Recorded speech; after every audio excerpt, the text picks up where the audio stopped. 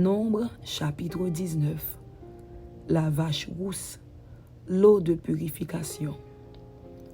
L'Éternel parla à Moïse et à Aaron et dit: Voici ce qui est ordonné par la loi que l'Éternel a prescrite en disant: Parle aux enfants d'Israël et qu'ils t'amènent une vache rousse sans tache, sans défaut corporel et qui n'ait point porté le joug.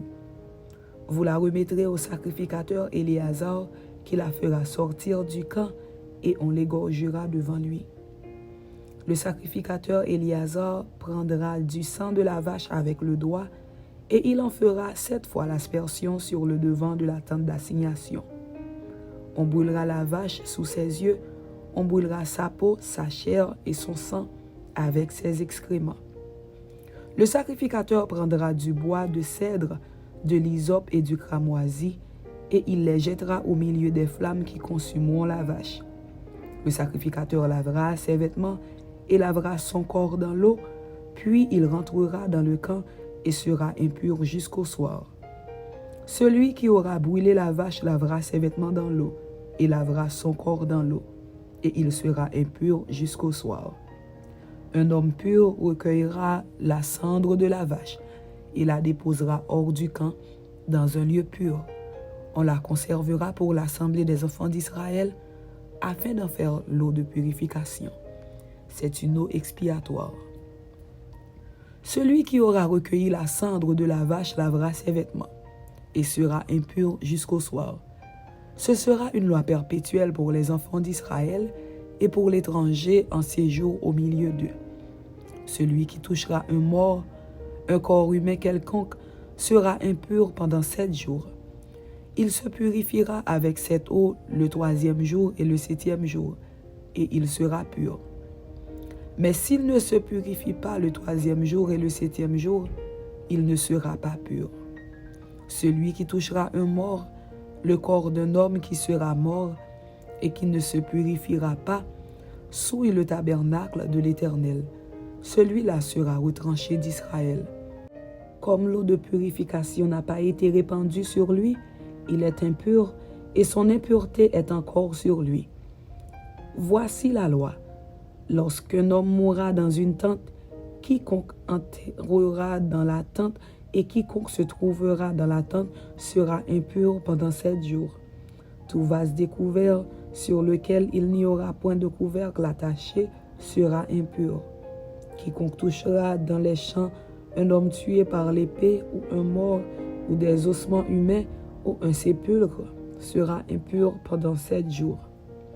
On prendra pour celui qui est impur de la cendre de la victime expiatoire qui a été brûlée et on mettra dessus de l'eau vive dans un vase.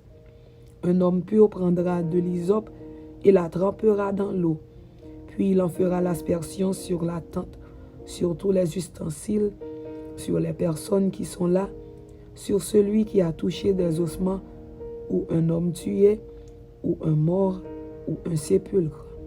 Celui qui est pur fera l'aspersion sur celui qui est impur le 3e jour et le 7e jour, et le purifiera le 7e jour.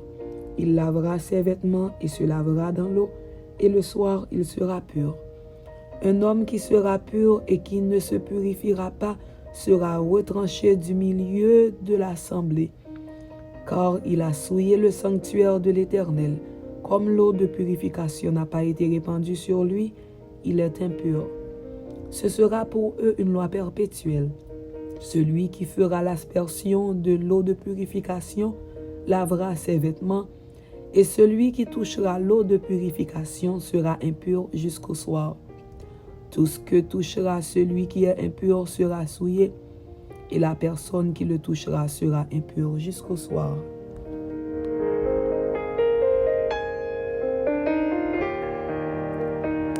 Nombre chapitre 20. Mort de Marie, les eaux de Mériba, punition de Moïse. Toute l'assemblée des enfants d'Israël arriva dans le désert de Tsin le 1er mois, et le peuple s'arrêta à Kadès. C'est là que mourut Marie et qu'elle fut enterrée. Il n'y avait point d'eau pour l'assemblée, Et l'on se souleva contre Moïse et Aaron. Le peuple chercha querelle à Moïse.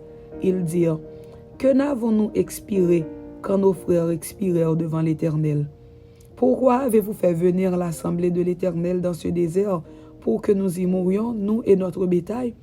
Pourquoi nous avez-vous fait monter hors d'Égypte pour nous amener dans ce méchant lieu?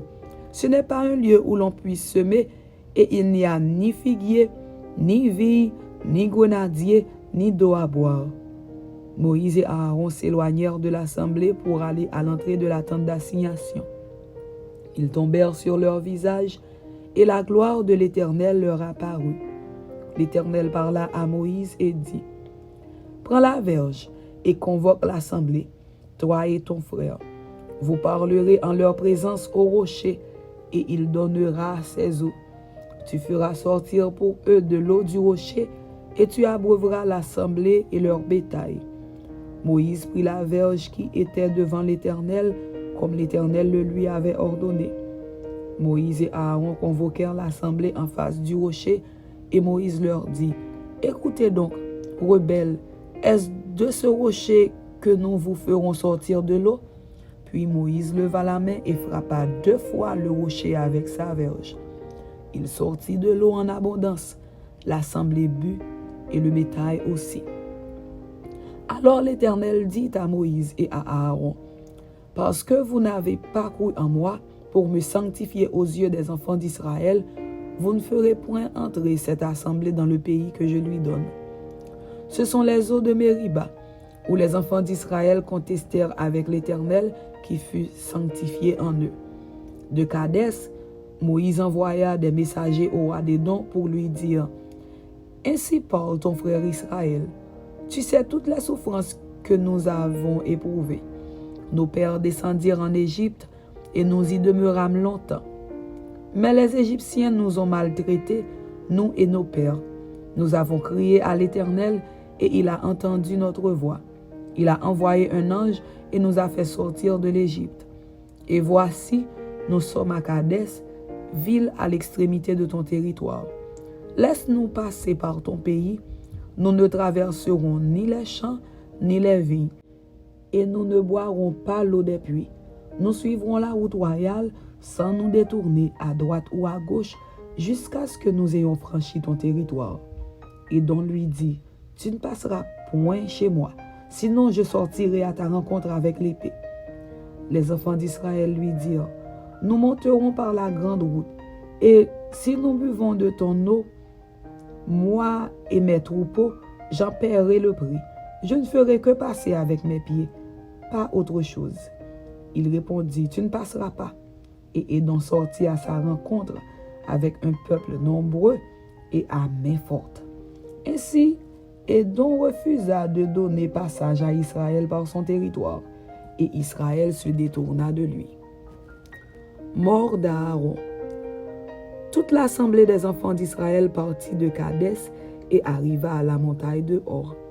L'Éternel dit à Moïse et à Aaron, vers la montagne de Hor, sur la frontière du pays d'Édom, « Aaron va être recueilli auprès de son peuple, car il n'entrera point dans le pays que je donne aux enfants d'Israël, parce que vous avez été rebelles à mon ordre, aux eaux de Mériba. Prends Aaron et son fils Éléazar et fais-les monter sur la montagne de Hor. Dépouille Aaron de ses vêtements et fais-les revêtir à Éléazar, son fils. C'est là qu'Aaron sera recueilli et qu'il mourra. » Moïse fit ce que l'Éternel avait ordonné. Ils montèrent sur la montagne de Hor aux yeux de toute l'assemblée. Moïse dépouilla Aaron de ses vêtements et les fit revêtir à Éléazar, son fils. Aaron mourut là, au sommet de la montagne. Moïse et Éléazar descendirent de la montagne.